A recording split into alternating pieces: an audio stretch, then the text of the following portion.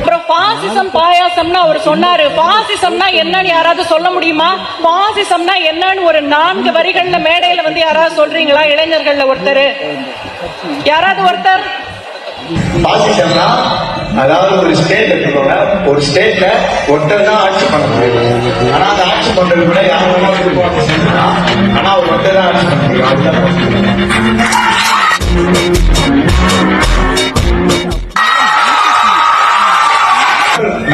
Question கேட்டாங்க, பேசினாங்க. Sir பேசினதுக்கு அப்புறம் மேம் கேட்டாங்க, திடீர்னு வரவங்களை பத்தி கொஞ்சம் இதுவா பேசினாங்க. அதுக்கு ஒரு எக்ஸாம்பிள் சொன்னாங்க மேம். திடீர் அரசியல் பற்றி அவர் பேசினாரு. நீங்க என்ன புரிஞ்சுக்கிட்டீங்க? ஒரு கேள்வி கேட்கிறேன்.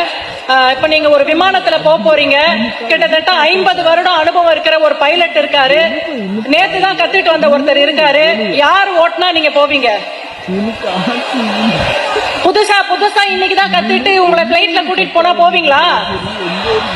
அதுதான் திடீர் அரசியல். இத்தனை நாள் வேற என்னவோ பண்ணிட்டு இருப்பாங்க. இப்ப முதலமைச்சர் ஆசை வந்த உடனே என்ன பண்ணுவாங்க?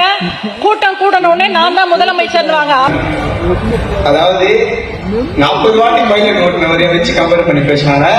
இப்ப புதுசா பைலட் வரத வச்சு கம்பேர் பண்ணி பேசிக்கோங்க. ஆனா அது அப்படி இல்ல மேம். புதுசா வரவங்க நம்ம இருக்கணும்.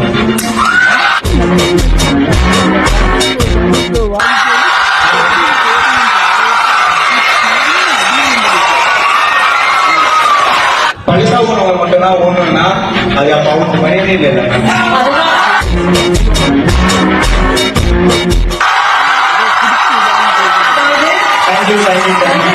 கடந்த